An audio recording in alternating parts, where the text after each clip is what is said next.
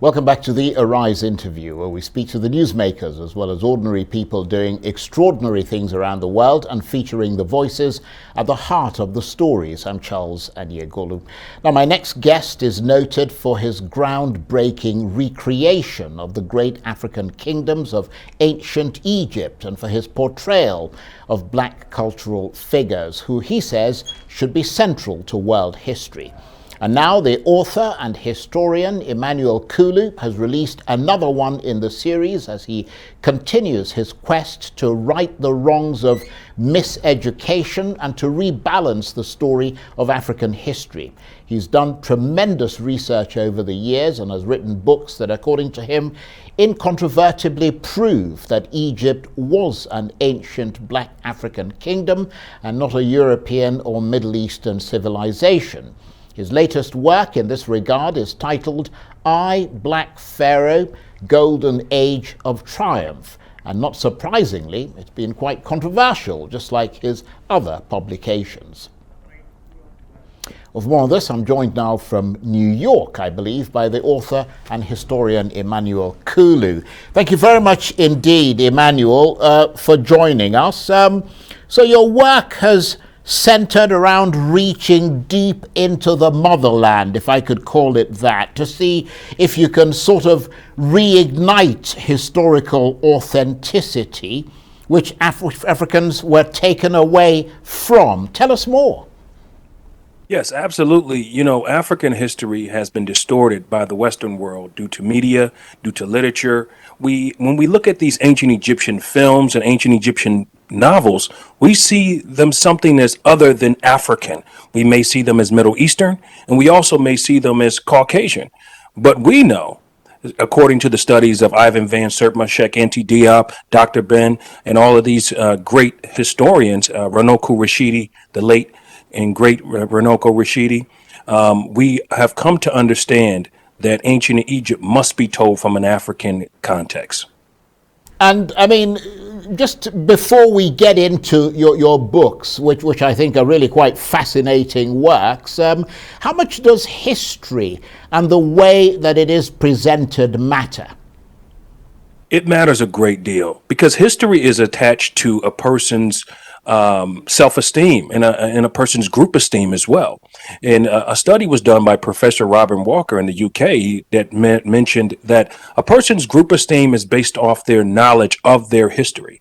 So when your history, for example, the African Americans who have been told that their history in Africa has nothing to do with anything great. So if you push your people down and not allow them to have that balance of having greatness and a dark age as well, you don't allow them to connect back to possibly having a great future. So this is what we've seen with the oppression happening all over to African people, is to make Africans believe that they have no significant history that contributed to world contributions. So in effect, African history has been omitted from Western and sort of world textbooks, and the assumption has been that Africans, as you said, have contributed little to world history. How difficult is it to let go of such assumptions? It's very difficult for Eurocentric scholarships to let this go, because if they let Egypt go, this is the beginning of world civilization. If they were to say, yes, this was a black African civilization, then you're also saying that the ancient Greeks and the ancient Romans learned from these black African civilizations. Because Aristotle, Herodotus, Arminius Marcellinus, all of these Greek historians admitted to going to study in Egypt.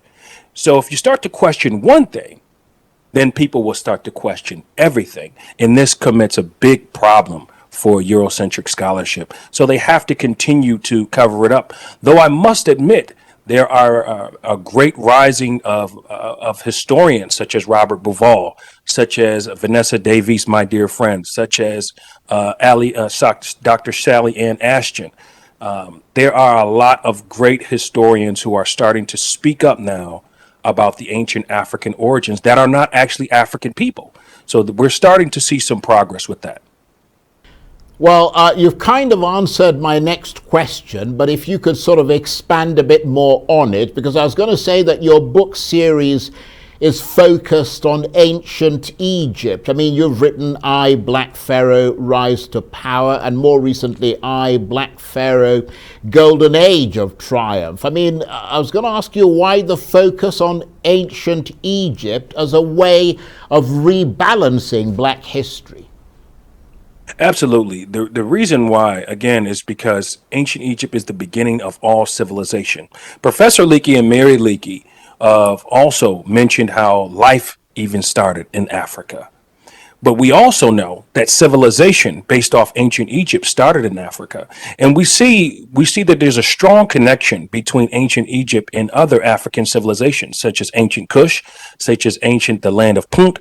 And there are actually being more discoveries talked about ancient connections with the ancient Americas, with ancient Egypt as well, with cocaine being found in certain pharaohs' tombs. I believe it was Ramses II who they found South American cocaine in his tomb. So they're starting to say that there's connections with Egypt in the entire world, even Mesoamerica as well. So we have to start there.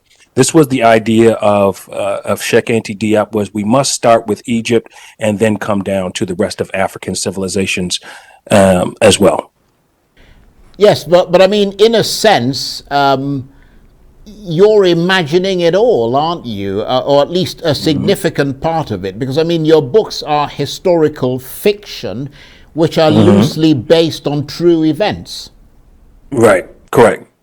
Yes, my book is based off the rise of Queen Hatshepsut.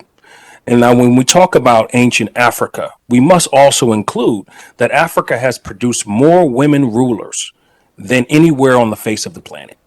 Now, this is before any women liberation movements. So this is a very, very important thing to know, that Africans have always gave reverence to the woman as the root of the king.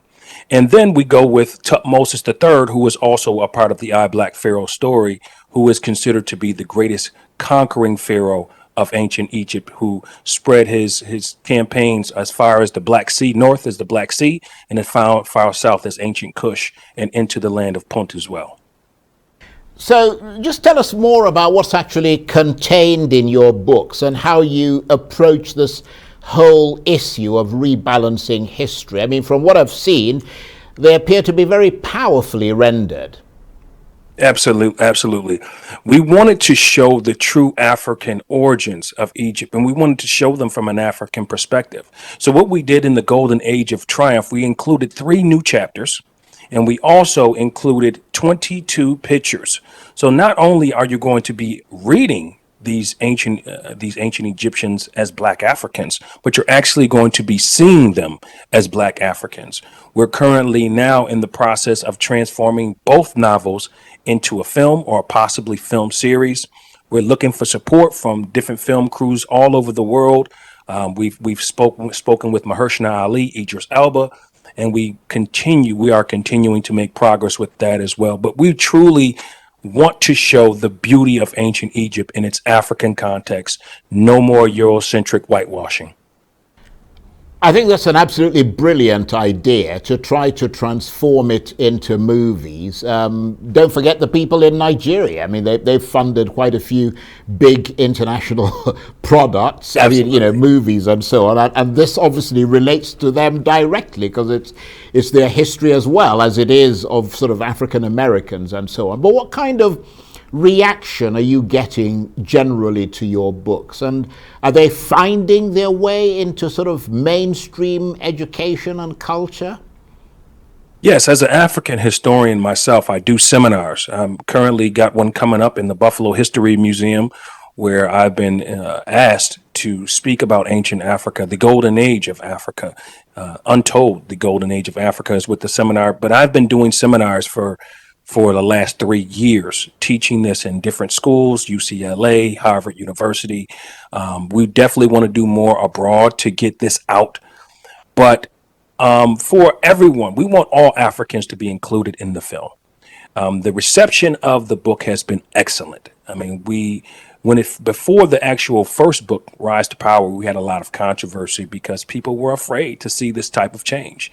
I got over 150 death threats, hate mail coming my way, things that I had to really endure. And I had to really think to myself, is this something I want to do? But my father, being from Cameroon, he told me, he said, this is something that is groundbreaking, that's going to change the world. It's going to come back with some backlash. Do not be afraid. You are doing the right thing for the people. So I once I realized that, I kept refocused myself, and I kept pushing on forward for the restoration of true African history.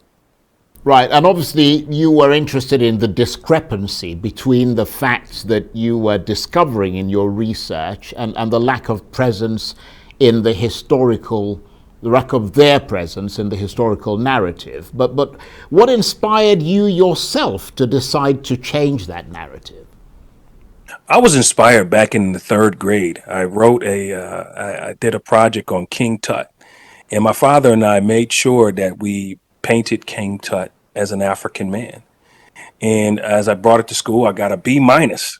And I had the best project in the class. We got a mannequin, everything, and put this together with some cardboard and make it look like a beautiful ancient Egyptian with a headdress on his head, Pharaoh.